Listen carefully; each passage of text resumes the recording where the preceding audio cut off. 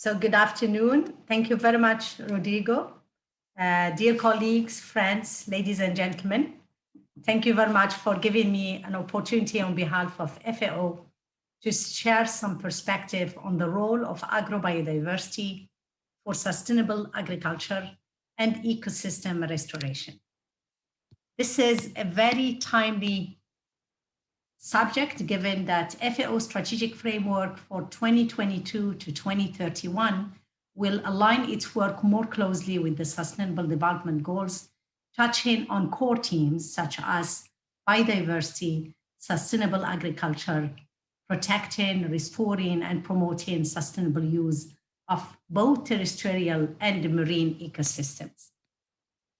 FAO strategic framework is anchored in 4 aspirations.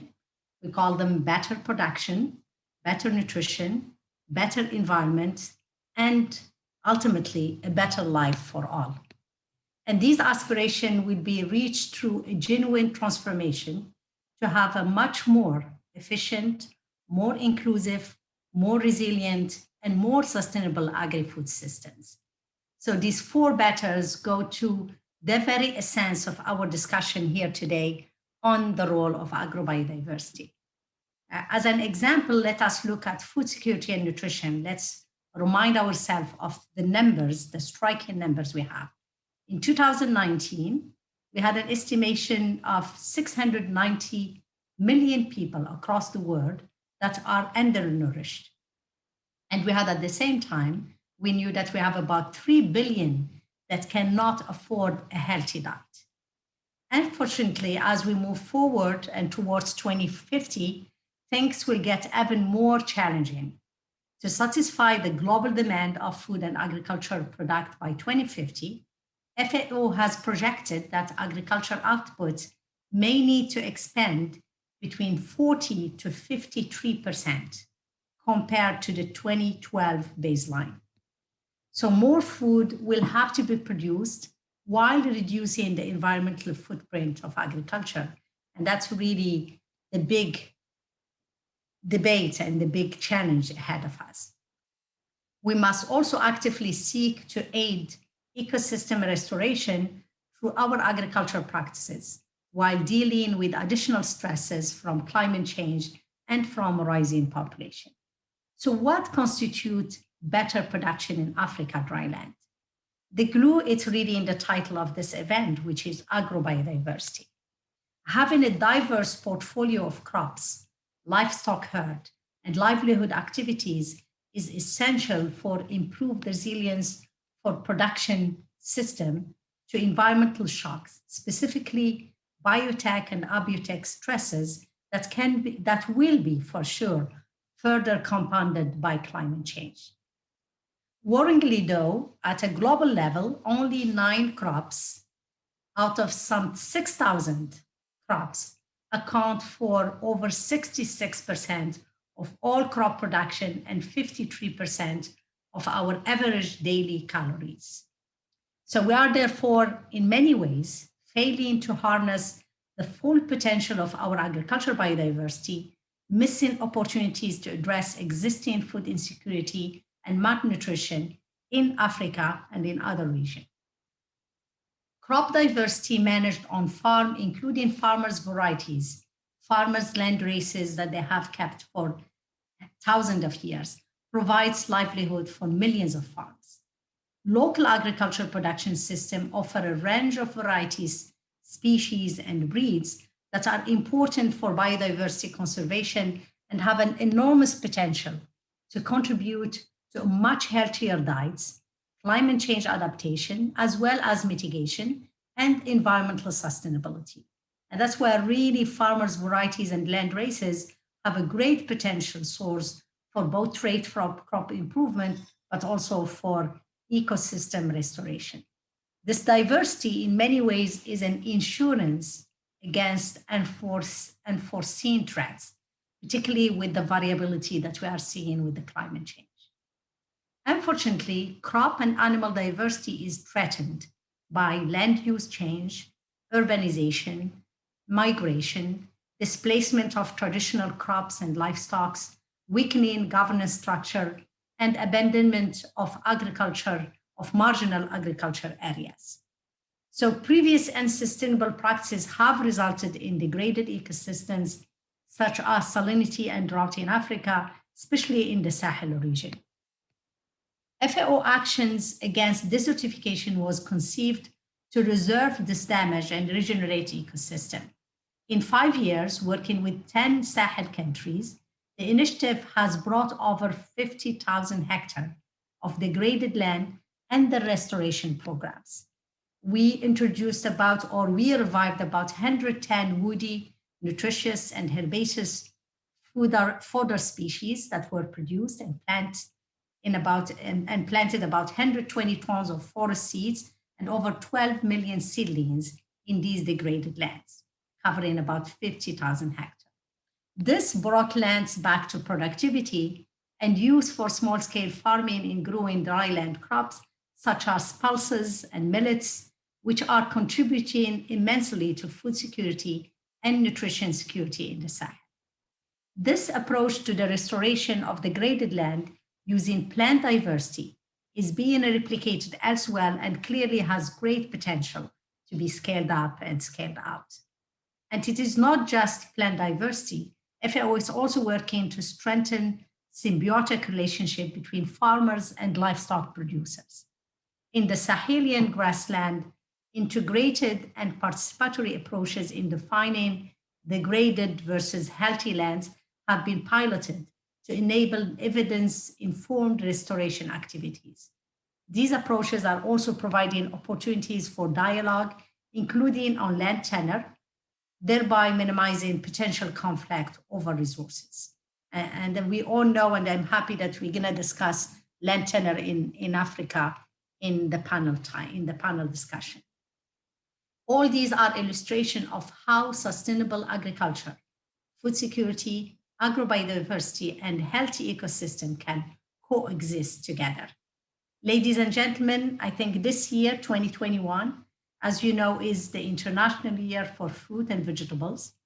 Research and sustainable practices in conservation of biodiversity had never been so critical. We must optimize the genetic diversity of fruit and vegetables and many other species as well that is still conserved in the farmer fields, in the gene bank, in Africa, and in the world to achieve better nutrition, a better environment, better production, and better life for all, for everyone. We must embed science, technology, and innovation in our work if we want to accelerate the transformation of our agri-food system, to rid the world from poverty, hunger, and malnutrition. And so we must better understand agrobiodiversity in order to navigate and minimize trade-off. Because when we talk about agrobiodiversity and prosperity, economic prosperity, there is always trade-off, and unless we understand very well those trade-off and the agrobiodiversity potential, we will miss out. Therefore, we must mix traditional knowledge with advanced technologies and leverage strategic collaboration, like the one we are seeing here between different organizations and different institutions led by the Crop Trust, to really unlock the full potential of plant genetic diversity so that benefits can be shared by everyone. In a few days, on 5th of June, we will launch the UN Decade on Ecosystem Restoration, which will be led by FAO and the UN Environment Programme. The UN Decade on Ecosystem Restoration and the upcoming UN Food System Summit offer unique opportunities to focus our attention beyond staple crops and increase investment in the conservation, in the availability and sustainability use of plant genetic resources for restoration and prosperity purposes. There are many species that remain underutilized with huge potential and that are more adaptable to climate change and well suited to restoring Africa drylands. I very much look forward to our continuing engagement in these themes in the coming years as we strive together towards the for better and the world free of hunger and malnutrition with increased agrobiodiversity and thriving ecosystem. There is a mutualism and the mutual benefit that we need to really get to between agrobiodiversity and agriculture and economic prosperity. Thank you very much for your attention, and over to you, Rodrigo.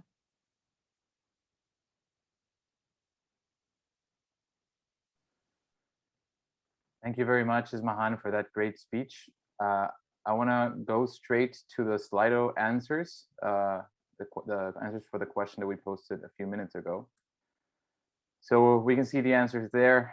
They're very divided, but as Ismahan's speech rightfully encompassed, actually agrobiodiversity plays a crucial solution across all of these 5 tracks. So it is an important and crucial element for landscape restoration and ecosystem restoration at large in Africa. So that being said, I want to introduce the next panel, which will delve even deeper into the importance of agrobiodiversity for landscape restoration in Africa. This panel is moderated by Dr. Eliane Ubalijoro. Dr. Ubalijoro is the Executive Director of Sustainability in the Digital Age and the Global Hub Director in Canada for Future Earth. She's a Professor of Practice for Public-Private Sector Partnerships at McGill University, and she is a member of the Global Crop Diversity Trust Executive Board. The panel is joined by Dr. Alice Muchugi. Dr. Muchugi holds a PhD in population genetics. She coordinates the activities of the International Livestock Research Institute Forage Genebank at Addis Ababa, and her main areas of interest include conservation and use of important indigenous African germplasm. Finally, we have Dr. Ken Nadossier. Dr. Nadossier is a secretary of the International Plant Treaty for Plant Genetic Resources for Food and Agriculture, the key legal framework behind agrobiodiversity conservation and use globally. Over the last decade, Dr. Nadossier has worked on legal and policy matters and intergovernmental processes within FAO. And before joining FAO, he worked in private legal practice and academic research. He holds a doctorate in law from McGill University. So that being said, I want to please welcome our first panel. Thank you. Thank you, Rodrigo. So it's a pleasure coming up here after Ismahan, who really gave us a very powerful introduction of the dilemmas we face today. And so this first panel will really focus into looking into key crops and food trees that represent an astounding potential to tackle the main challenges associated with climate change and land degradation in the region. And we will explore with Alice and Kent ways to foster greater conservation and sustainable use of these crops to enhance breeding programs and farmers' livelihoods. So I'm going to start right away with you, Alice. What do you see are key drivers that contribute to a successful restoration project, and why is it common to see afforestation projects that do not have a sustainable positive impact over land restoration in the medium long term?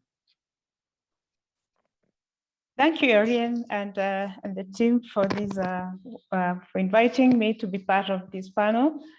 And well, the question is quite loaded. And fortunately, in the morning, I happened to have just had a few of the sessions that were there, which also touched on the success and also the failure of the restoration projects. And mainly, and as it was highlighted, indeed, some of the restoration projects have been very successful, while others have really not achieved the main objectives that had been put forth initially. What we look at is that the objectives of the main drivers of restoration really play a key role on how the restoration project will be. And mainly, as it was highlighted, they may be political, which are mainly part of global or regional goals that are being put forth. For example, countries signing into the Bond Challenge, the Great Green Wall, the AFR 100. So if the countries, when they're signing into these and they don't internalize the objectives themselves, of course, this one will create a challenge when it comes to how the project will be successful. Again, the involvement of the communities, because the communities needs to be there when they're responding to these restoration issues, and also how the development agencies also steer on these projects. And the main concern where agrobiodiversity comes in, of course, is looking into the management of these restoration projects. If the material being brought onto these restoration projects, if they are well adapted to this region, if they are going to respond to the needs, because when we look at restoration, it is not a question of just bringing in the plants. We are looking at a landscape restoration.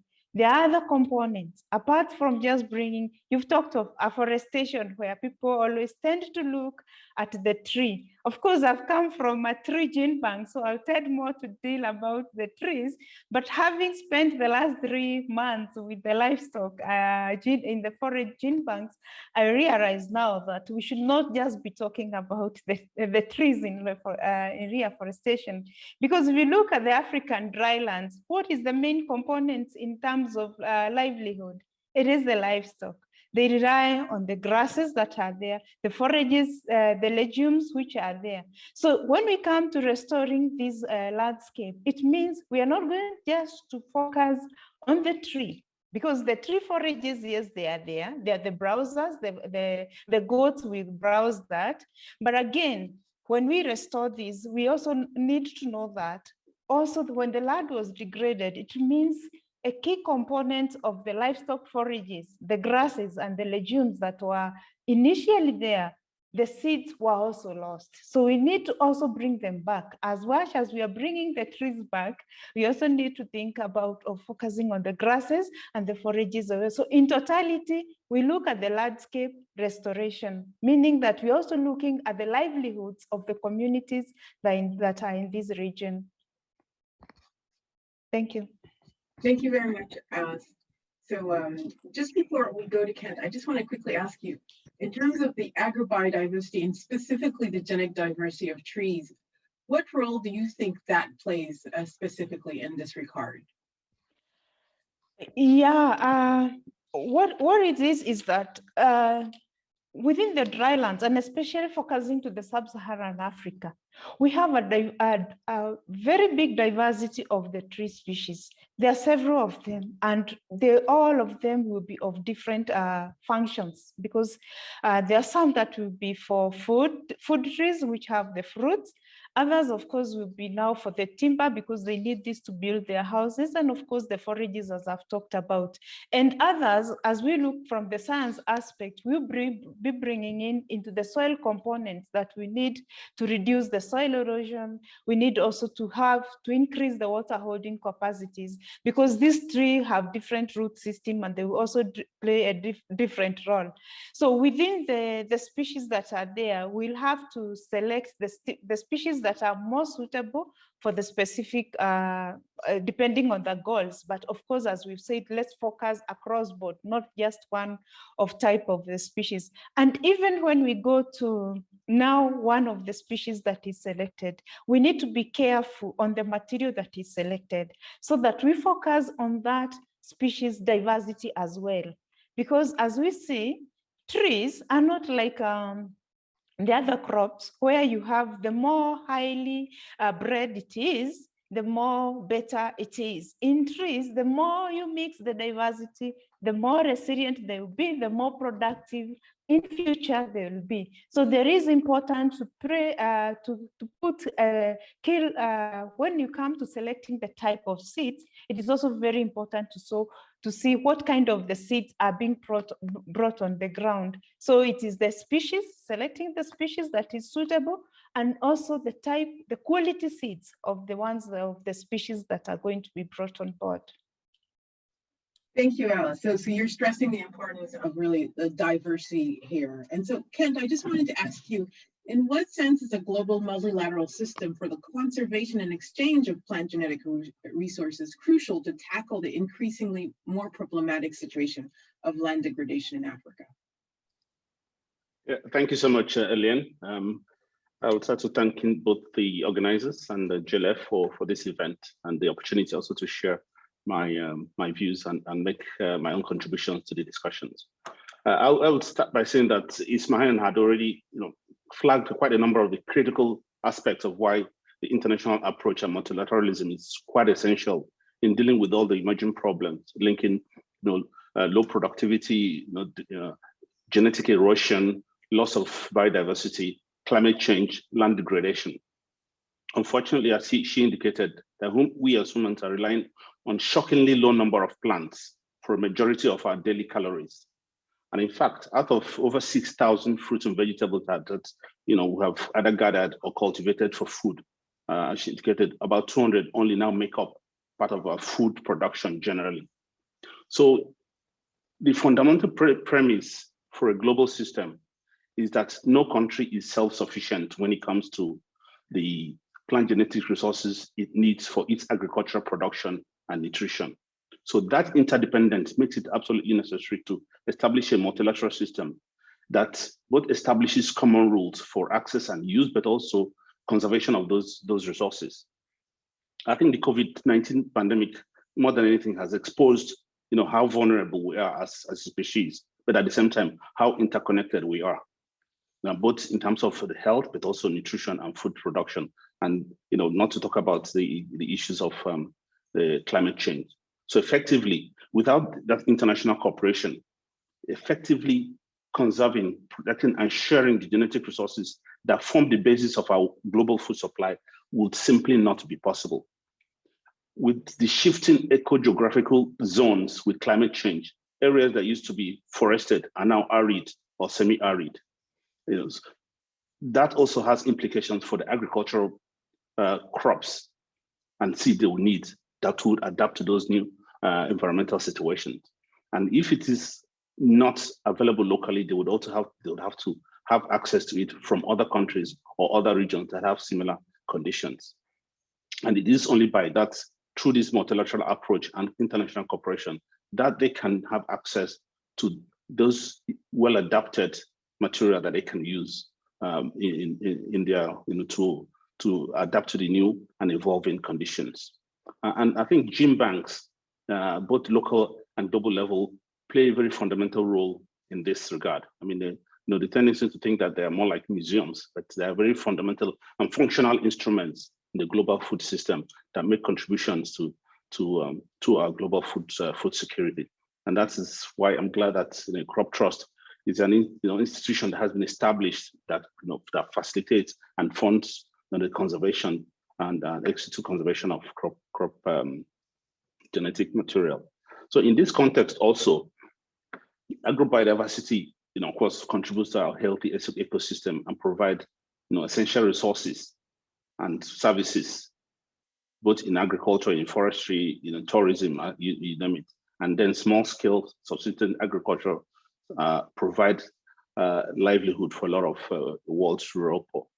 So it is through the interconnection of the local, either through provision of local seed banks, national gene bank, and to the national and to the international systems, that we're able to ensure that there is that dynamism within the system that ensures that that local farmers will continue to get the crops or the varieties that they need to adapt to new conditions, as well as expertise and support, technical support that they require to adapt and as these conditions evolve. Thank you very much. Again, just one follow-up question is, why do you think long-term conservation is so crucial for the larger UN agenda on development? Well, as I indicated, agrobiodiversity plays a fundamental role as an essential resource for an ecosystem services it provides. It is a key and fundamental basis for our food security. And of course, goal 2 of the Sustainable Development Goals is zero hunger, and goal 1, deals with elimination of poverty. So, given that, our basis of food production is biodiversity, ensuring that we conserve this and the diversity that we have, we do not lose it, given the narrowing of the genetic, diversity that we have, but also the crops that we cultivate, which makes us extremely vulnerable to the climatic changes, but also to other threats such as pests and diseases. Having as much diversity as possible conserved provides an insurance policy, as Ismahan said, that will ensure that should new conditions arise, we're able to revert back to those that we have conserved, to look for new traits or new capabilities that would help us to adapt to new and emerging conditions. So essentially, conserving genetic diversity at the global, local, and even the national level is essential to our future security as a species, no doubt. Thank you, Kent. That's a really important point in terms of the importance of long-term conservation. So Alice, I have a multi-pronged question for you. So what are some key characteristics that must be taken into account when selecting and breeding trees for land restoration projects? And does seed saving play a role in this process? And also, how could an optimal scenario for gene banks in the future look like? And how can we foster greater interaction with smallholder farmers?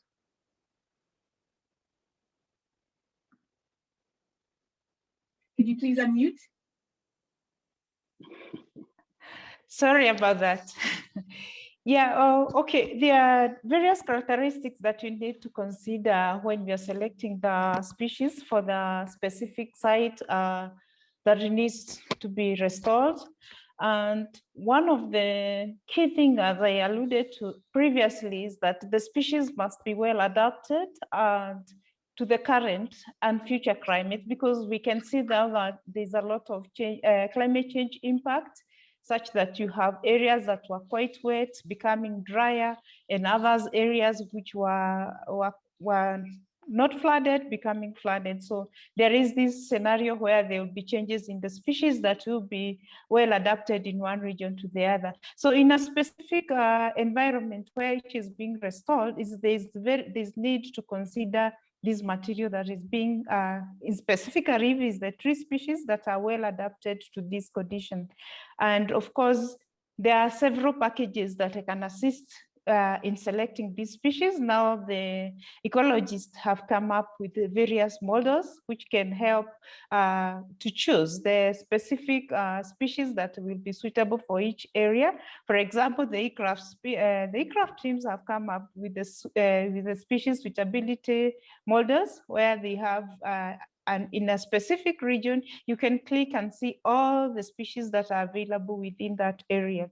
Biodiversity have also come up with the diversity for restoration model, where you can, they also go further, adding to the species various areas that what needs to be done on that specific, with that specific species. And I think IUCN also have the ROM, which is the restoration opportunity assessment model methodologies, and several others that are there, the habitat suitability models. So in question of choosing the species, it is there.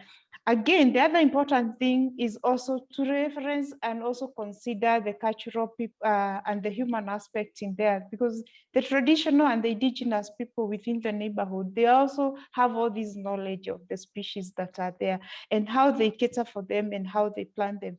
And it's also important to see this is relating to their uses or to their needs, because how this degradation came along, these local communities were involved. So if at all they are the ones who cut down the trees, who overgrazed the land, it means that if they are not brought along within this kind of restoration, in choices of these species, in understanding why this is going on, the same thing will happen if this one goes on. So there is that choice, making sure that the choice of species is the best. And again, apart from the species, we also look now within the species, what are the qualities? We look at the yield, and if it is in terms of forages, what are the nutritional qualities? What are the fruit, if the nutritional qualities? Because a tree like shea that grows across the African drylands, you have all these variations. Some of them are high yielding in terms of the nuts, and also the nut quality, the fat quality also differs. So if we are restoring, and there is this commercial aspect behind the restoration, that this community will be going further and harvesting these nuts, then we need to place the right material in there. And that is where the selection and the material kept in the gene banks becomes very important, if it is characterized, and we know that these characteristics are attached to these, or these traits are attached to these species. And again, of course, the most key and important thing is, of course, the way it is going to respond to climate change impact, like increase in diseases, increase in pests. So we have some varieties in terms of, for example, the grasses, which are resistant to some of the diseases that may come in, the fungus attached or the virus attached. So if we are going to restore, we need to look at the characteristics of this material that is being brought in to be able to be resilient in this dry land, so that we don't put a material in there and then within few years, then the material is gone and we still again have to introduce more. Then, as I've said earlier, the other consideration, of course, is the quality of the material itself, the seed that is being brought in. Yes, it is diverse, but again, we should also consider that it is supposed to be there. So the gene banks are there, but unfortunately, some of the material that is required to be brought into the restoration programs, especially in the drylands of Africa, this characterization data is lacking. And that is the areas that we need to work on, so that as we see, we are going back to these indigenous species, to bring them back. So there is need for us to have this information ready, so that when this project as we're coming in this project, there is if the gene bank is requested for this material, it is able to respond and give, this is the material that is available, this is the qualities that are needed for there, as the restoration program is geared or is intended to do. So those are the few characteristics that need to be considered when it is. I think the other question was on. We're running a bit out of time, so I'm just gonna make sure we also have a bit of time for Kent before we take on Q&A from the participants. So Kent, I just wanted to ask you, so Alice has really talked about the importance of local conservation and local stewardship. How can smallholder farmers benefit from multilateral system of crop conservation in the Sahel and other degraded areas? And how do we need to improve access for the smallholder farmers to the material in the multilateral system?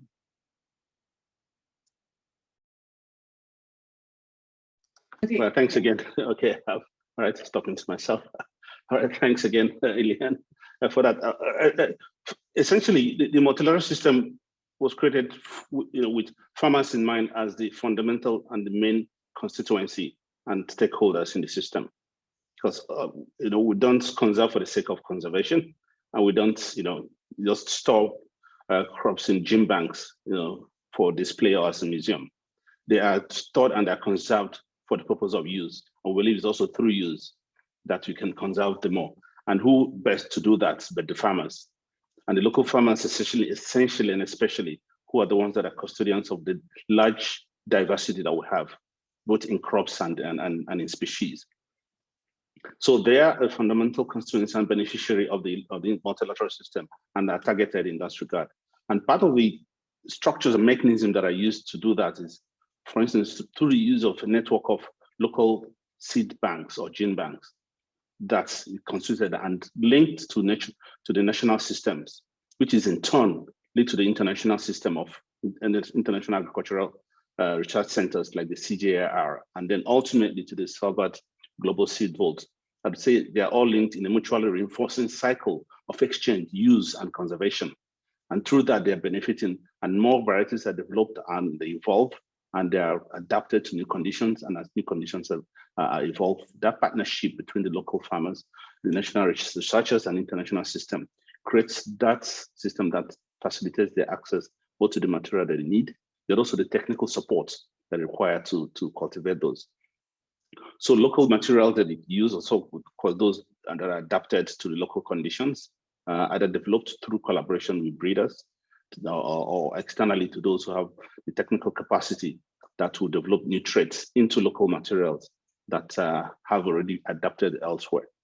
Another mechanism we use under the international treaty is through our benefit sharing fund that supports local farmers in developing countries, currently over 55 countries, and impacted millions of farmers in the local communities, essentially helping them both conserve, develop new traits or new varieties that adapt to new conditions, and have access to that global gene pool that they require to continue to reinforce their agricultural production system, but also increase their resilience to the new conditions.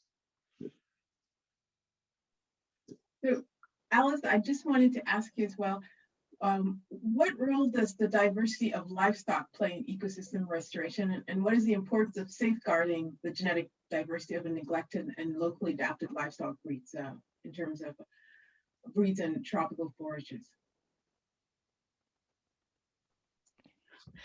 Okay, thank you. As I mentioned earlier, livestock are the main livelihood in the drylands because you find most, in some areas, crop cultivation is almost impossible. Of course, we have areas where we have the crop cultivation going on, but livestock still play a component there.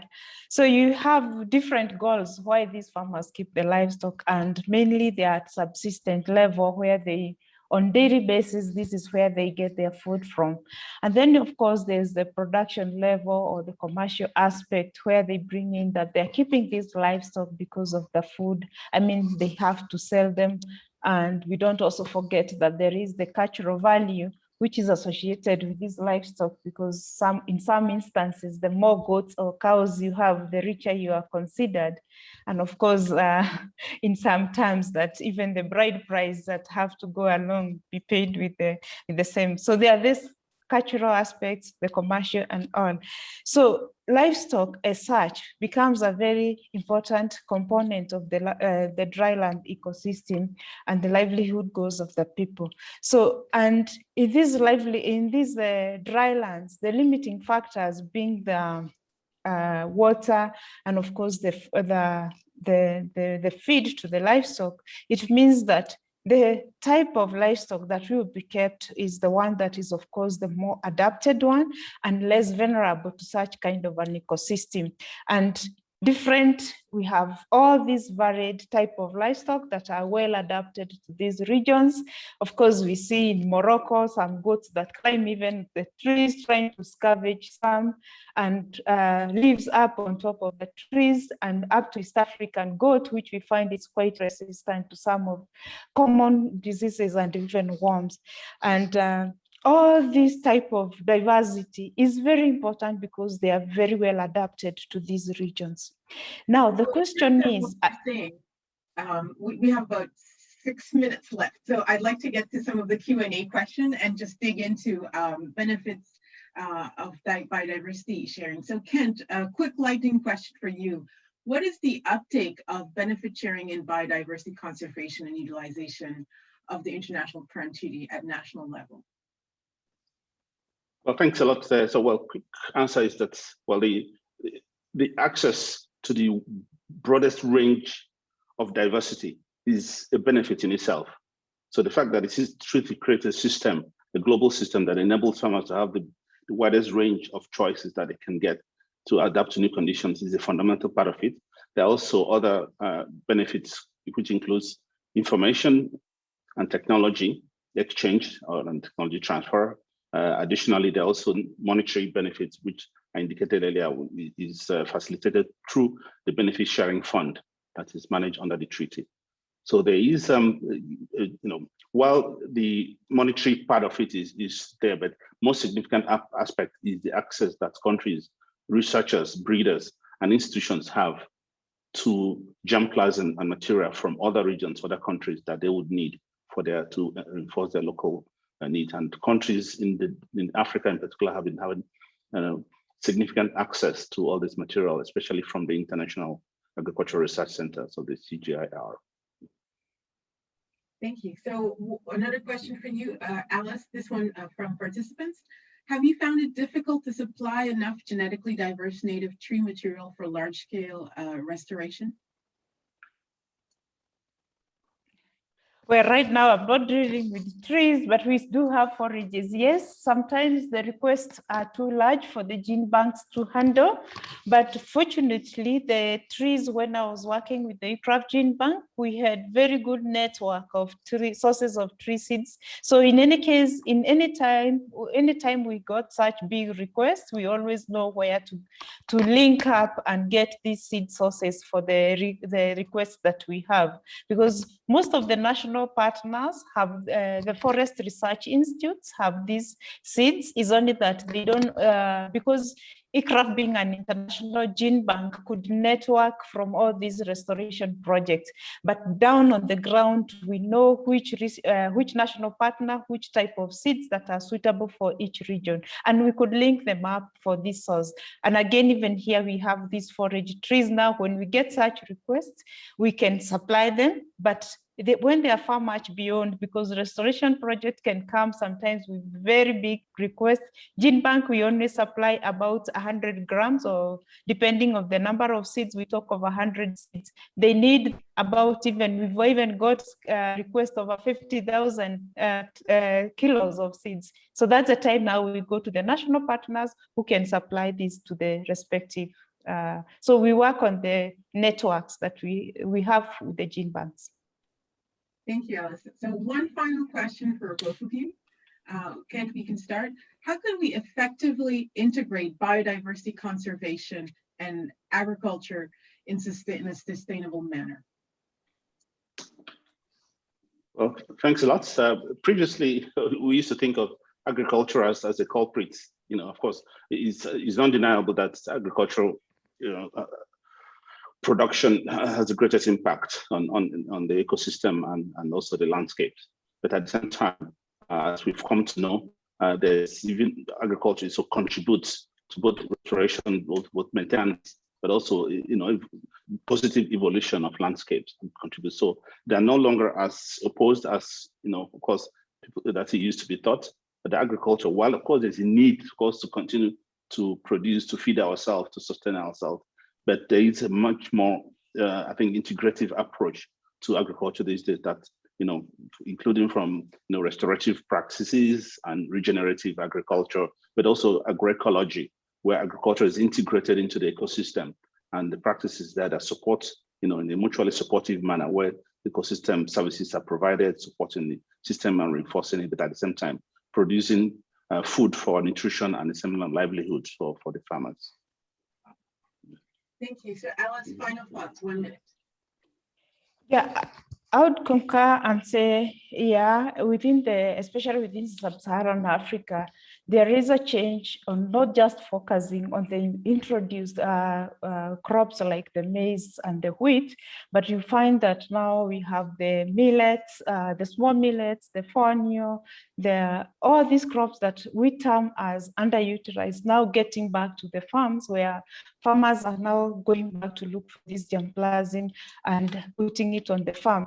We actually have been seeing a lot of seed saving, the traditional seed saving coming up within the communities, where now you have small groups saving these seeds, which they can multiply and exchange themselves. So indeed, the question of agrobiodiversity is really being understood and coming back. Unlike maybe a few years ago in the early 80s, where you found that even small-scale farmers did not want to be associated with such crops. They were only targeting these high-value crops like maize, like wheat, which they would grow, and in some instances, even the maize could not do well. Yet they have millets, they have the lab, which they can grow, and they get food from it. So there is a change there's a shift from the understanding which we have seen in the early 90s. As we come now in this millennium, we are now seeing a question of quality food, resilient coming in for the farmers, what they need to put on the farms. And I think there is a lot of advocacy on that. Well, thank you, Alice. Thank you, Kent. I think this is a really great place to stop. I know we're going to be followed by a short video on biodiversity for resilience. So Alice, that was really an excellent segue into the next section. So I'd like to thank you both. And I thank the organizers for allowing us to have this panel. So thank you. Thank you very much. It was a great pleasure as well, Eliane. Thank you. I want to really thank Eliane, Alice, and Kent for that great panel. As Kent mentioned briefly, gene banks play a crucial role in this equation of agrobiodiversity conservation for sustainable food systems. So I want to go straight to this short video that delves a bit deeper into the role gene banks play for this important task of restoring ecosystems in Africa. Thank you.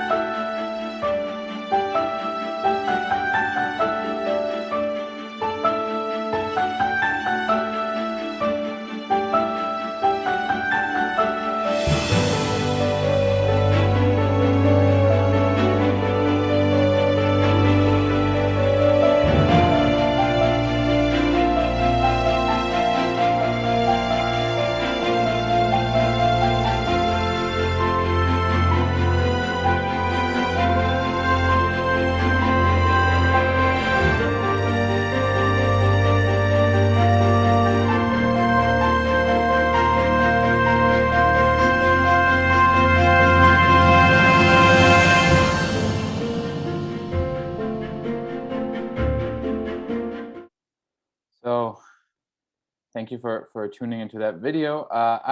We have still great content coming along. I want to first, before I introduce the second panel, go straight to the second Slido question we have. The Slido question this time is a word cloud. I encourage you all to answer it. It says, what are some interesting local African trees and crops that should be more actively promoted in regional agricultural systems, sustainable agricultural systems? So that being said, we're going to go straight to our second panel. So our second panel will learn, in our second panel, we'll learn more about ambitious projects taking place on the ground, innovative solutions which use the astounding agrobiodiversity in Africa to improve food security and nutrition and contribute to ecosystem restoration and a more resilient agriculture. To moderate our second panel, we have Ms. Ndidi Okonkwo Nuneli. Ndidi is an expert in African agriculture and nutrition. She's the founder of Sahel Consulting, and she's also a great advocate for philanthropy and social innovation with more than 25 years of international development experience. Joining our panel is also Chef Selassie Atadika. Chef Selassie is the creative force behind Midunu in Accra, Ghana. Midunu is a nomadic dining concept featuring what Selassie calls new African cuisine. Selassie is also a strong advocate for more sustainable and biodiverse food systems and a champion of the Food Forever initiative. Finally, we have Salima.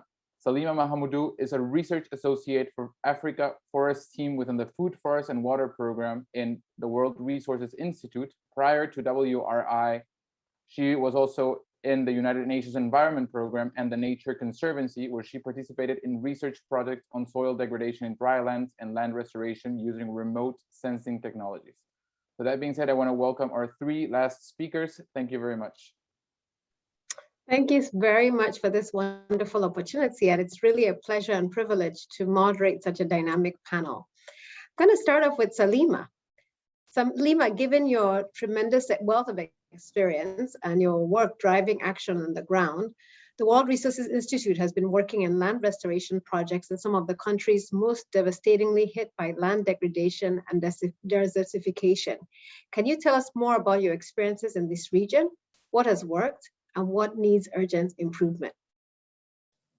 Thank you so much, and I'm very honored to be here. Hello, everybody.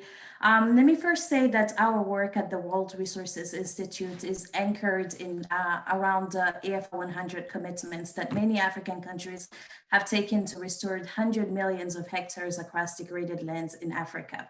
My work specifically focuses in drylands, specifically the Sahel, where we know these are the most urgent areas where more restoration is needed, but mostly attention is needed to the geodynamics and the political aspects that land degradation has on those.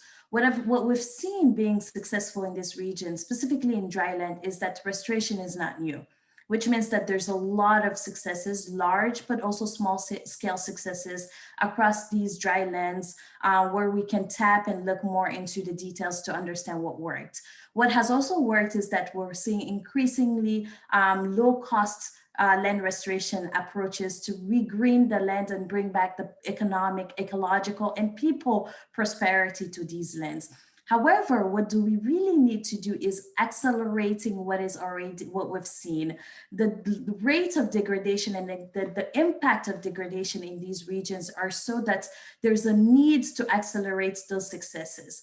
But for this topic specifically, what is mostly urgent is bringing back the role of the researchers in filling the gaps around biodiversity and then ensuring that we have a better understanding on how crops can be improved to reach those 100 millions of hectares that needs to be restored.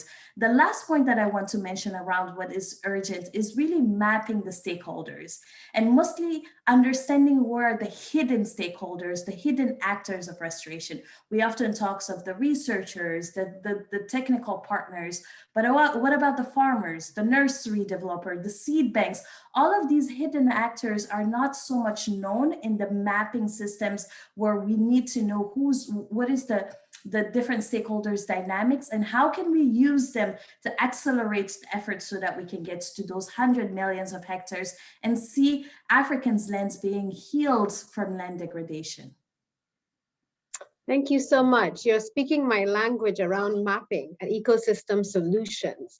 And I just want to follow up with another quick question. When we think about the ultimate reason for the current fragile state of the Sahelian ecosystems, everyone points to agricultural pressures.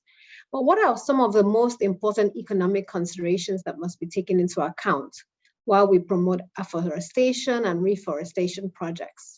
Can locally adapted tree biodiversity help reverse the overall biodiversity and monetary loss in the region? And can we think about what role the private sector and sustainability play in this as well? Thank you. First of all, let's set up the stage by saying that Africa's community and people are based on agriculture. Close to 80% of our population in Africa depends directly or indirectly of agriculture. So when it comes to the degradation and the impact of degradation, of course, food systems and people and the economy will be sustained. Just to give you numbers, it has been estimated that close to 40 billion euros are lost economically on a yearly basis across African countries. And we're estimating 9 to 13% crop declines when there's degradations in areas where there's droughts and so on. So these are not only impacting the overall general country's economies, but we're also talking about communities' economies, where we're talking about 13% decline of crop yields, cereals requirements, and so on. So it's not just the general economic, but also the people aspects. Now, in terms of Africa as well, 2/3 of Africa is under degradation currently. So there's a need for us to think of what needs to be done. And this is where restoration at scale comes in place. Now we need to differentiate between the mass afforestation campaigns that we're seeing. We need to be careful of those because in some regions, tree planting is just simply not the best cost-effective process. Mass afforestation and bringing back trees is important. We need to do it where it's needed. We need to do it adequately. We need to ensure that it coexists with community needs and priorities.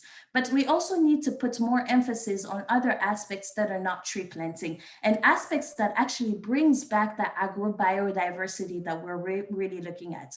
And I'm thinking particularly of FMNR, which is just letting those seedlings, those seeds that are underground grow back to the surface and creates the forest and the green lushes that we want to see our Africans. But to do so, we also need to be aware of the challenges of creating that ecosystem of restoration. It's not just bring thousands of seedlings and plant them. It needs to be structured into some enabling environments with policies, but we also need to bring new type of stakeholders, not just the farmers, not just the technical partners, but the private sector also has a role in this process where we need to bring back the business aspect of restoration. Restoration is not just for development, it can also be an incredible revenue avenue. And I'm just gonna give you a quick example. This is in the chat, in the cloud chats right now that Rodrigo showed, which tree should we bring back? And someone says the desert date. Or the date du désert, as we say in French. This is an oil that I got, or balanites for the scientifics. This is an oil that I got from a stakeholder, or from a small business in Niger. And then you also have the seeds, the nuts that you can eat, snack on, but you also have the biscuits that you can eat during a getaway with some friends. So this is to show you that there is a potential for land restoration to be business driven, but bringing back this private sector. But what I want to say is that whether it's the researchers, the technical partners, the businesses, all we need to think about the restoration, we need to think about the community-driven approaches and ensure that we're not just doing it for profits, but it's instilled in community priority and needs, while also thinking of the ecological priorities and diversity that is needed. Thank you so much, Salima. I work with a lot of these SMEs through nourishingafrica.com and Sahel, and the importance of doing well and doing good is what ensures sustainability. So I love the fact that you've shown these very practical examples, and thank you for your great work. I'm going to transition now to Selassie Atadika, who is a chef and a renowned chef, but also a strong advocate for stronger and more resilient food systems. Midunu, Your gastronomic enterprise in Ghana was launched with this vision on helping restore food systems through local biodiversity. Can you tell us more about the problems that you encountered when you first arrived in Accra and launched this vision, and what has Medunu been able to achieve? What solutions have you been able to drive?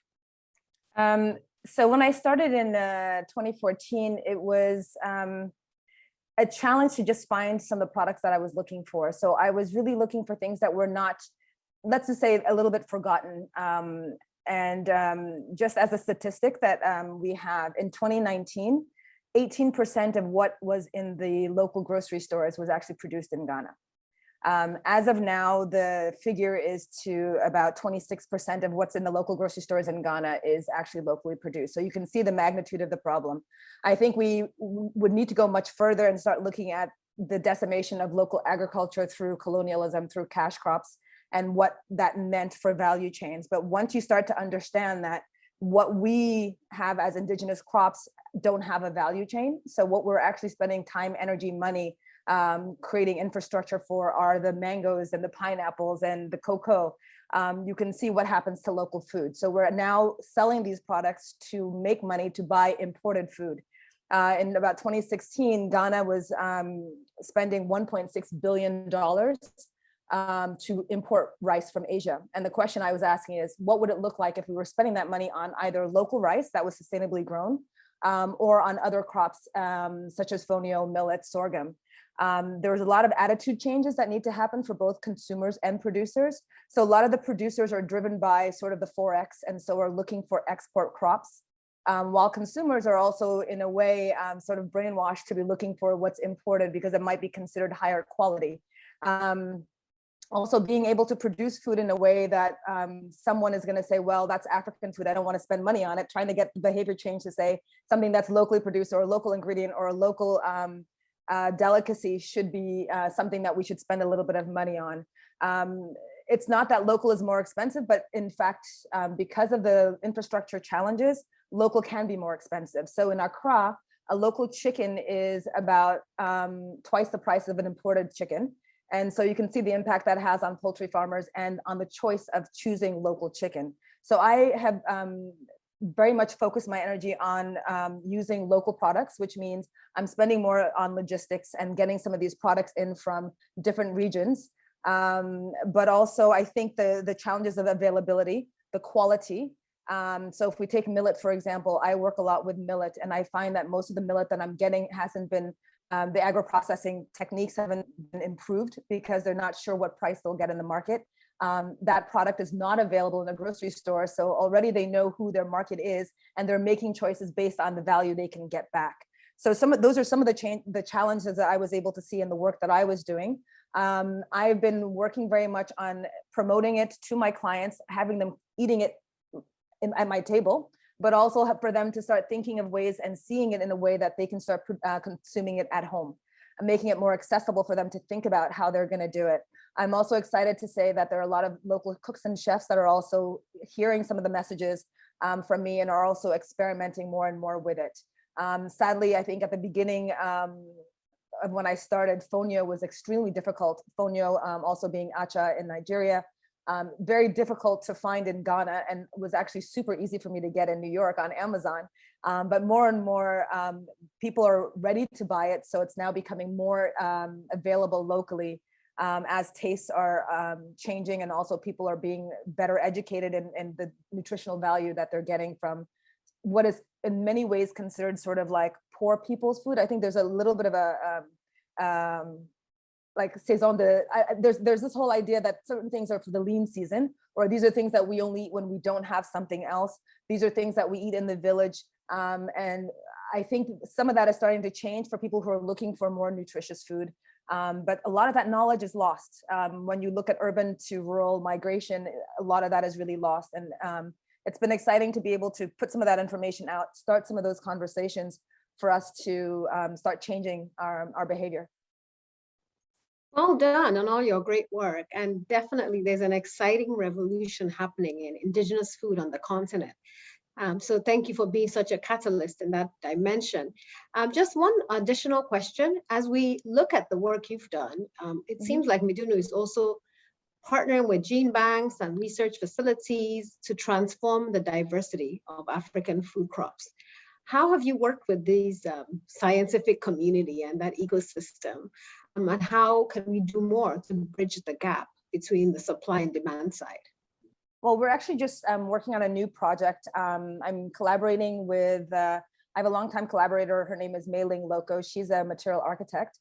There's a project between Accra and Hillsburg in Scotland, looking at the different climates and how to create biodiversity. So in terms of the work that they're doing, they're looking at landscaping in flood-prone areas to see how to start to manage those areas using agriculture. So the current project we're looking at is using different varieties of indigenous rice as a landscape to absorb the water, but to also create a way for us to put biodiversity in the front. So rather than people hearing about it, they're actually getting to see the different grains of rice, the ones with the purple leaves, the ones with the different colored grains, and all of a sudden, it will attract people. It's educating people from a different point of view, and it's working also as a functional element by supporting flood, to work against flooding in urban areas. So I think it's putting art, agriculture, and functionality together and finding ways to promote agriculture in that way. It brings on new stakeholders into the conversation. It takes the seeds from the banks and brings them back into life so that we can actually create an economy around them. So those are some of and I think the other element is community participation. How do we make it everybody's business? How do we bring it into the forefront for all of us to engage on these issues? Terrific, terrific. And then coming back to Salima, I mean, you started touching on some of these issues, Salima, the demand and supply side. And when we think about some of the adapted tree species that are contributing to stopping land erosion, increasing saliency and addressing desertification in the Sahel while improving livelihoods and access to value chains of farmers, what are some of examples of some of these tree species that are locally adapted? What are some of the byproducts that can be brought into the local economies? And can food trees also play a role in improving local economies while tackling food insecurity? Thank you. I just wanted to say that there's a lot of different products. It's just not one tree. When I'm looking at the pool, that's a Rodrigo pool, there's a lot of different trees and a lot of different non-wood species products that can be marketed around our African value chains. But to do so, we really need to first demystify that notion that, as Celeste said, we need to demystify the notion that these are foods that are for the poor. And I completely agree with her. Today, I have a story where my parents, I've told them that I start eating fonio here, and they're like, "Oh, can you bring them some? Can you bring me some when you're coming back?" And I'm like, "It's made in Africa," which means that these value chains do exist. If we can find them in Europe, if we can find them in the US, it means that the value chains are in place. It's just that they're not tailored for our local consumptions. And this is the mind shifts that we need to take. It's really a behavior change more than a scientific and environmental changes. And to do so, we really need to bring the communities into the process of really showing them the value added of consuming that economically, by showing that if you work communities as a business, if I work with community groups and women groups to produce gomme arabic, for instance, from the Acacia Senegal tree, I'm creating a business within that community and giving them the value added of protecting those trees. And some other businesses have shifted the mindset by saying, let's not go to the usual trees that we know, Acacia, Balanites, that are quite common in our value chains. Let's go to the forgotten trees. I'm thinking of Sahel Foods, a company that thinks of and creates products around the forgotten trees, all these trees that you see in our landscapes that we only use to feed livestock, turn them into valuable products to sell, to use it for their communities first, to increase the nutrition values of the communities where there's poverty, where there's malnutrition, and now expanding it to the capital and to other sectors. So I think there's a paradigm shift that needs to happen if we need to unlock that potential, that these products are not meant for Europe, for the US, from Australia, but it's all for our community. And I'm going to give you, Ndidi, I know you're from Nigeria. Let's think of the Nigeria border closure that happened last year that forced Nigerian communities to consume locally because they can no longer export the chicken, the fish, and they started consuming locally. So I think beyond the scientific and the environmental pitch, there's a political pitch that needs to happen into creating the right incentives to consume local. Yes, it can be more expensive, but it's more expensive because we are not mass producing for our community. But if we start mass producing for our community, it will be less expensive, more nutritious, less GHG emissions. So I think the private sector has a role into, I'll say, forcing our politicians and communities to install the right, to put in place the right incentives, and chefs like you, Celeste, to put the right incentives to eat local and stop importing and really eat the diversity of food that we have. So to answer your question, it's not one, it's not two, it's not three trees, it's millions of trees that we have across Africa that can be turned into something that can be consumed locally for nutrition value added, but also to regreen our lands. I love the passion, and both of you are really speaking my language. I spent the last 2 years working on a book called Food Entrepreneurs in Africa, Scaling Resilient Agriculture Businesses. And it's been very well received. But the challenge we continue to have is scale. Salima and Celeste, you're both doing great work, but we can have isolated stories. How do we scale up this transformation required? And I'll start with you, Celeste. What are some very tangible steps we can take to scale up the mindset change, to scale up the business landscape, to scale up the partnerships between the scientific community, the policy enabling environment? Can you give us some very practical next steps that we can take away? Yeah, I mean, I think, as you said, to scale, we need more resources and more linkages between the networks. I think one of the things that I found in my work, which I think is a little bit sad, is that a lot of money goes to big ag or goes into agriculture and not to behavior change. I think in order for us to be successful, we need to look at both sides, supply and demand. How are we working on it? I have a sort of like this vision of this idea of, let's pick one crop. Let's choose one crop, and as a nation, what are all the ways in which we can improve that one crop? And then maybe the following year, if we're doing well, we pick another crop, but very tangibly look at first, what are the bottlenecks and challenges on the supply side for, say, millet? And that's something that I started working with when I first arrived, and I couldn't imagine why we're not eating it. But on the consumer side, we only know in Ghana 2 recipes in Accra that people use millet for. So we need more recipes. We have to buy it in the local market. So we need to have grocery stores that are now partnering and working on this. We need improved packaging, improved agro-processing. So that's on one side. But at the same time, if we're working with those farmers, they're going to buy better equipment or invest in better equipment, even if it's at a cooperative level of sharing the equipment from farm to farm as they're harvesting, to have better quality products coming out. Maybe improve varieties of some of the millets, which ones might be having higher yields. And I think it needs to be a concerted effort of coming together to look at really how do we move this product from being sort of in the village for something that can be much bigger. Again, as we were talking about fonio, I lived in Senegal for 6 years, and fonio was something I never saw in Dakar, but it's very widely grown in Senegal. So it really, what is the challenge and what is the problem? A lot of it is behavior change, and it's an attitudinal change. Why are agro centers? I'm trying to find seeds. So if we pick one crop and everybody decides we want to move this across the finish line, how do we get entrepreneurs to be making cereals out of it? How do we get chefs to be making food out of it? How do we get farmers to be producing more of it? So let's just focus on 1 or 2 major ones. How do we get more drinks and beer made out of millet? That's a big driver, beverages right there, you know? So I think we just need to focus maybe on 1 or 2 crops and try to get all the different actors along that value chain to kind of, everyone does what they can in their corner, but together, I always say it takes more than one person to lift an elephant. Terrific. So it's really value chain actors coming together to unlock the potential and close all the bottlenecks in that value chain. And we're seeing that done in some value chains right now in the African continent. In Nigeria, we're doing a lot with cassava from farms to fork, and we've seen the transformation in that industry.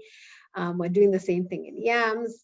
And so, yeah, definitely. Salima, what about you on this scaling question and engaging the private sector? I completely agree with Celeste, and I would actually add that we do not have much information on the value chain. We keep saying this buzzword, the value chain, but what are we even talking about? The value chain is vast. From the planting, the seed banks, do we even have seed banks in the correct diversity seed banks in these communities? There's a lot of seed banks in the capital or in major blocks, but not at where the farmers are planting. So accessing that, we're seeing a lot of farmers that we've worked with that are starting to create their own seed banks at their village level to create that diversity. So when we think of the value chain, we need to think across the process. We need to think of the transportation. Is there roads to get the products from point A to B? Is there the right marketing places? Is there the storage places? Is there the end goal? Are the chefs interested in it? Are the community welcoming that? Are the supermarkets? So I think before we even go, and I love the idea of Celeste of taking one crop at a time to really demystify that notion, we really need to pause and say, what do we mean by value chain? What is the extent of entry points that we can think about, and what are the roadblocks of each of them?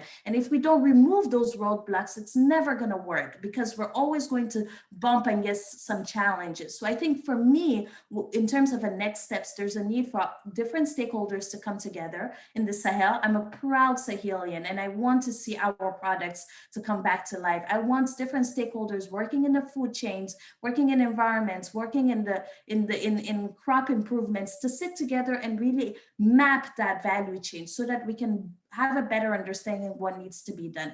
And then at the end, we really need to make sure that we bring it back to the farmers. What I'm fearing oftentimes with the involvement of private sector is that it gets often taken to the wrong scale. It's often dealt at the national, the negotiation happens there, the discussions, the brainstorming. We really need to remember that restoration, community healing needs to be community driven. It needs to be tailored there. So completely agree with Celeste, and I'll say, let's pause, let's assess what is there, and let's continue one thing at a time. But I think there's an amazing potential for these drylands across Africa and even in the world. Terrific. I don't think we can wait to pause though, Salima. There's no time to pause. We need action, and oftentimes, because of my own experience, we have to be the catalyst. If we're waiting for somebody else to do it, it won't happen. So that's just my challenge to the two of you. So we're going to open it up to Q&A, and we've gotten a few questions from our audience. So thank you to everyone who has sent in questions. I'll start with the first one. It says, for both panelists, what will be the effects of an increase in global demand for indigenous food on the local supply and consumption? How will it balance the farmer's income from the local versus the global markets? And this is a key one. We often heard the story of the quinoas and how, it distorted the local economies in Latin America. And I think Celeste has addressed this a bit with Fonio. So Celeste, what can we do to avert some of these unintended consequences of changing? I don't have a perfect answer, but I think one of the things that is a lesson that we should probably be looking at is Ethiopia. I think teff started coming onto the scene as a superfood, and there was a big rush on it. The government rightfully was concerned about national food security and actually stopped exporting teff. They opened up new fields, land that were consignments that were given to people to grow just for the export. Unfortunately, in that case, it took, I think, about 5 to 7 years for the consignment growth to kind of catch up to be exported. And in that meantime, I think India and I believe maybe South Africa started growing teff themselves.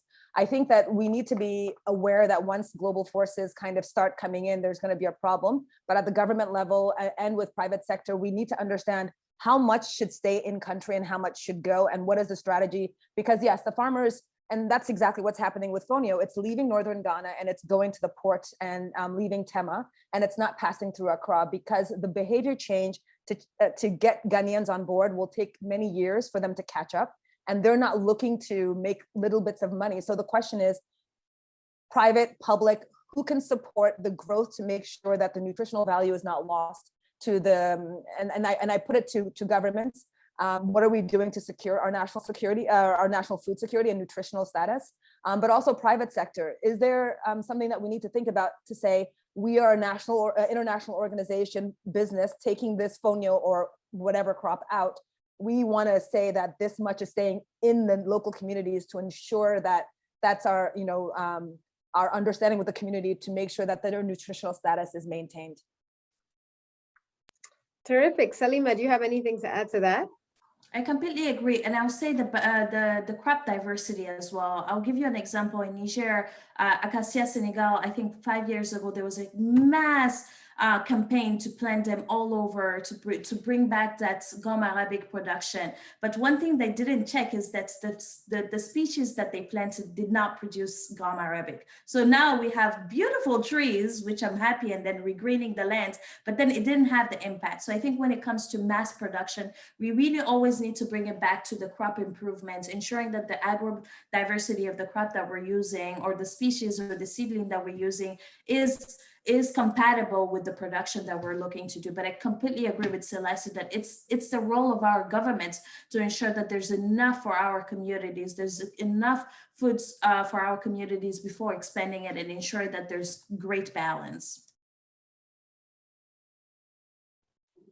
Okay, so another question for both of you.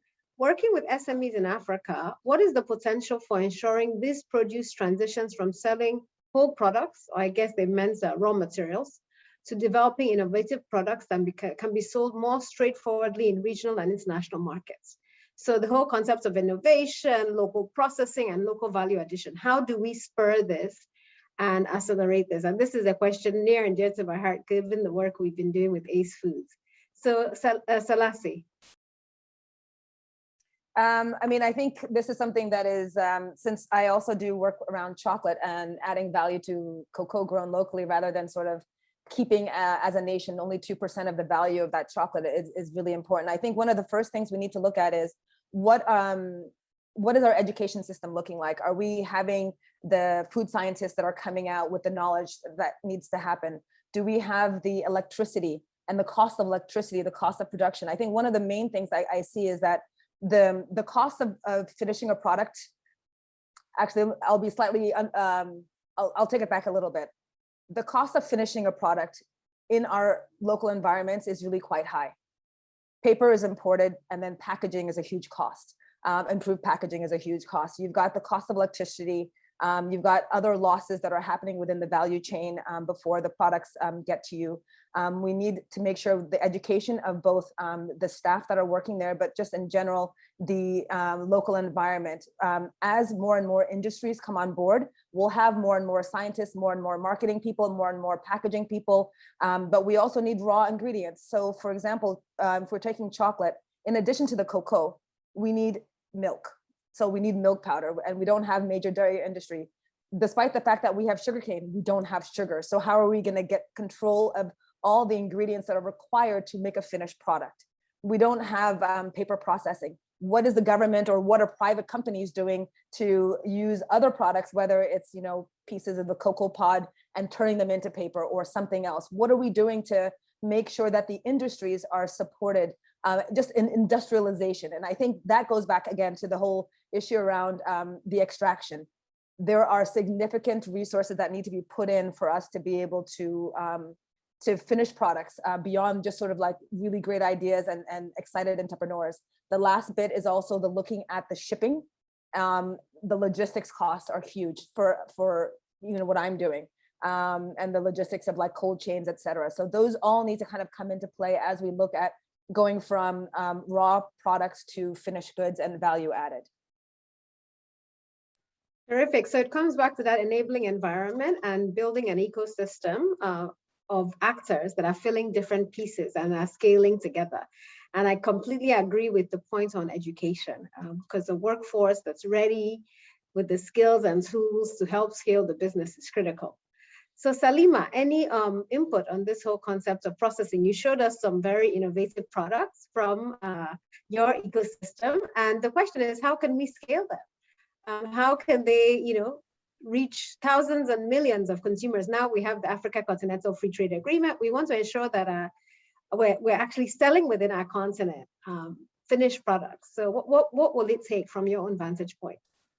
So on our ends, maybe I'll share what we're doing with SMEs. We have a land accelerator program at the World Resources Institute targeting different SMEs across Africa working in the land restoration notion. And when we started 5 years ago, there was the notion that there isn't any business working out across land restoration. So what we're doing is that we're gathering a cohort of SMEs working in land restoration, having different products from bamboo to oil, to honey, to carbon stock, all the value chains that you can think about, bringing them into a cohort, accelerating their business technical skills to be able to access funds, and putting them in contact with different funders that can grow their businesses. But what we're also creating after 4 years is a cohort and a network of SMEs across African countries, not just Niger, Nigeria, Ghana, the big countries that we often hear about, but across the entire continent, different SMEs working for the same type of objectives, coming together,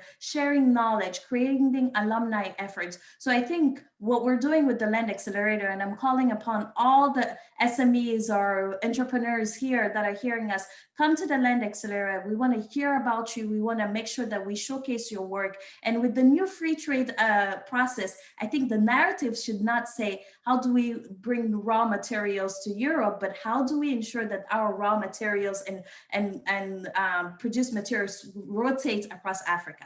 Let's change the narrative to how do we bring it back? And with all of this network of SMEs starting to put together, starting to get connected, to me, this is an amazing start, and we're only one player across many others. It's a team effort, and one type of approach, silver bullet type of approach, would not be sufficient.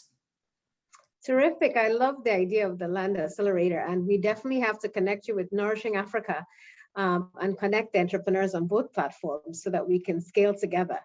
One last question from the audience. It says, beside the ecosystem services and climate change adaptation benefits land restoration projects can bring, what role can they play in tackling the challenges in conflict-stricken areas? What are the links between sustainable agriculture and peace in regions with degraded land? This is so critical, especially in the Sahel, where we're seeing, massive amounts of insecurity that are really affecting our young people, but also our rural communities. Selassie, do you want to take that on? Just briefly, I think one of the things that I would say in some of these areas that from some of my work that I did with UNICEF, I would say there's a generation of nothing to lose. And the more we spend time and energy and resources to create something for people to fight for and to live for, the less conflict or the less being sort of pulled into conflict is interesting to people. So I think, just the peace dividend is actually, we have schools, we have water, we have health facilities, we have access to viable jobs, takes people away from recruitment and other types of activities. I love it. I love it. Give them something to do that's meaningful, and they will stay employed and engaged as active citizens. Salima, can you respond to that and give us your closing remarks at the same time, please?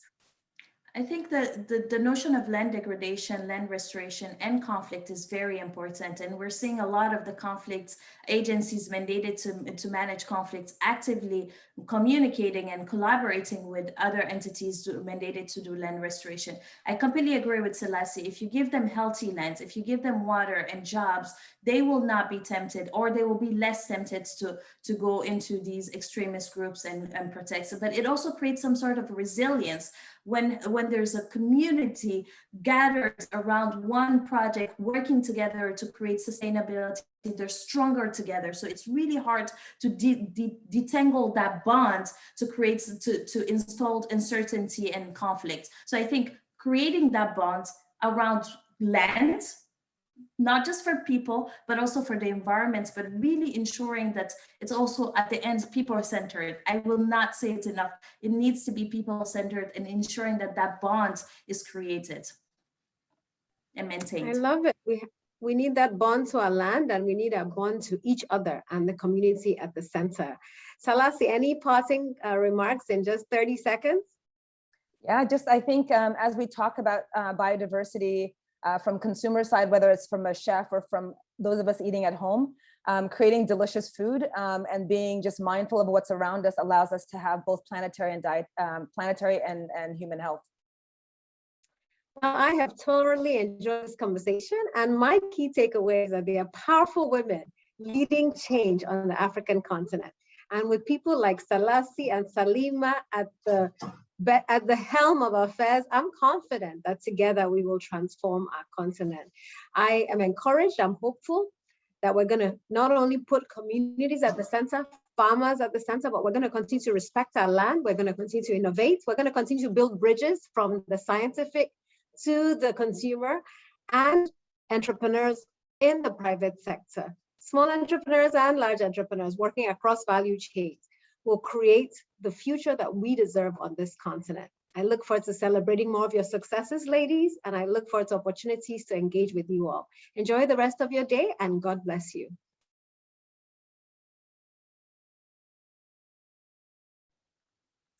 I want to thank our three speakers for that amazing panel, for all those brilliant ideas and exciting projects. So thank you, Ndidi, Salasi, and Salima. That was really an amazing panel.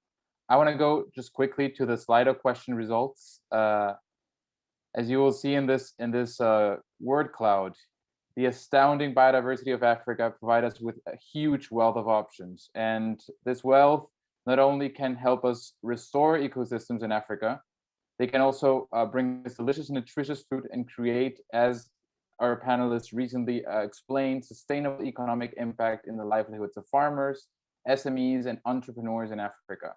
So I want to just conclude by thanking the Global Landscapes Forum for giving us this opportunity, for bringing us together and building this strong agenda for a crucial topic for sustainable development in Africa and in the world, which is ecosystem restoration.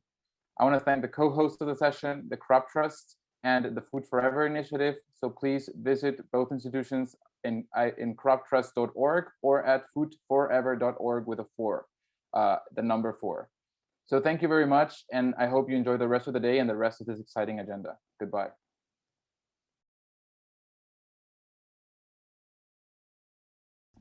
Hello, my name is Pierre Cham. I'm a chef from Senegal, and I'm also the co-founder of Yolele. Yolele is an African food company that has for mission to open markets for underutilized crops of Africa.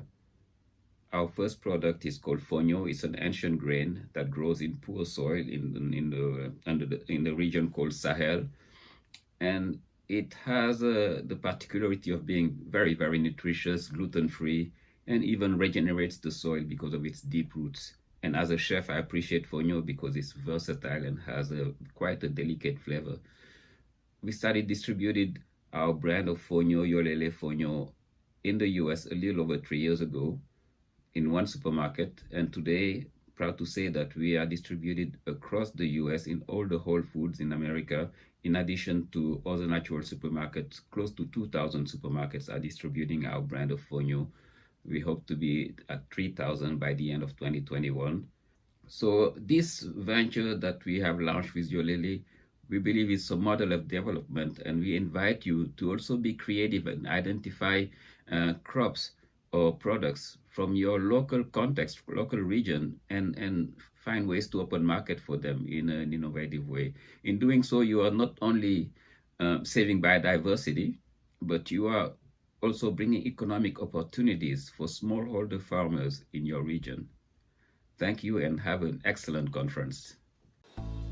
Fonio is a gluten-free, low glycemic, and high in amino acids ancient grain that's grown by small family farmers in West Africa. It has a delicate texture and features in many iconic African dishes. It can be a wonderful grain alternative in any of your favorite recipes. The challenge with fonio is the processing. It has tiny seeds each covered in an inedible husk, so it's really hard to turn the crop into food. It takes about 1 hour of manual labor to barely process 1 kilo of fonio. But farmers keep on growing fonio generation after generation. Why? Because it's reliable even in the face of drought. West African farmers know that no matter what happens with the weather in any given year, even when other crops fail, the fonio harvest will come in, and it will come in early. Because fonio matures more quickly than other crops, fonio prevents starvation. It's ready to eat when the last year's harvest has been depleted. As a chef, I see an ingredient like fonio and I see opportunity. Opportunity to share my heritage with a global audience, and opportunity to help farmers like my grandparents earn a living from the sustainable small-scale agricultural practices that supports 80% of the sub-Saharan African people. Fonio is mainly considered a women's crop because its principal function on a farm is to provide sustenance for the family. These are some of the hardest working women in the world, but they are severely opportunity deprived. Turning fonio into a commercial crop provides a chance for these women to earn good money, which they can put to good use in their communities.